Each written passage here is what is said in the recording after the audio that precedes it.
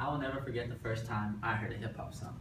I was 7 years old, and I know what many of you guys are thinking. That's a very young age to be listening to that genre of music. But growing up with a father who loved and who himself grew up listening to hip hop music was always trying to find a way to hear it. But he knew he couldn't hear it with his kids around. So he found a bit of a loophole. A song entitled Ghetto Gospel by Tupac is one of the only Tupac songs that does not cuss. And in fact, one of the only hip hop songs that does not cuss. So he used that to his advantage. And whenever I was with him, that's the song he played. And the more and more I heard it, the more I discovered that I like this song and I like the genre of music. And ever since then, I've been obsessed with the genre of hip hop. So the evolution of hip hop is one that is very historical. It has many bumps and crazy turns, and it is important because it has affected modern culture in a huge way. So today, I'm going to take you through the evolution of hip hop.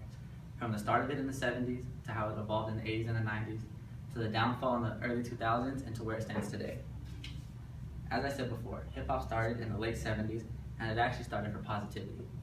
In an article entitled Hip Hop Urbanism Old and New by M.P. Jeffries, talks about how DJs such as DJ Africa Bambaataa and DJs Grandmaster Flash were pioneers in the hip hop industry. And they would organize these underground hip hop parties. And the point of these parties was to actually mediate violence that was going on in the streets. Hip hop did not start out as a violent type of music. It started out to bring people together and to help get kids off the streets and enjoy and have a good time. As the 70s gave way to the 80s, hip hop started to shoot to the top and became more popular. A very influential group called NWA came out and changed hip hop forever. With their album entitled Straight Outta Compton, which came out in 1988, it was a very controversial album that many people didn't like. But at the time, people didn't realize that all they were doing is talking about things that were going on in their lives, things that were happening around them. This, in fact, was called reality rap, which is new to hip hop, and it's just talking about things that are going on in your life. And in a 1992 issue of Newsweek, NWA appeared, and they didn't appear in a good light. They were holding weapons in the picture. And this was the picture that people painted for hip hop. It was now looked at as negative and as a violent genre of music. NWA changed the course of hip hop and helped evolve the genre to what it is today. As the mid-90s came, which is now considered the golden era of hip hop, the art was at its peak, and that's when it was the most popular. Artists such as Tupac and Notorious B.I.G. were very influential, and who are now considered hip hop legends. That is when they were at their peak.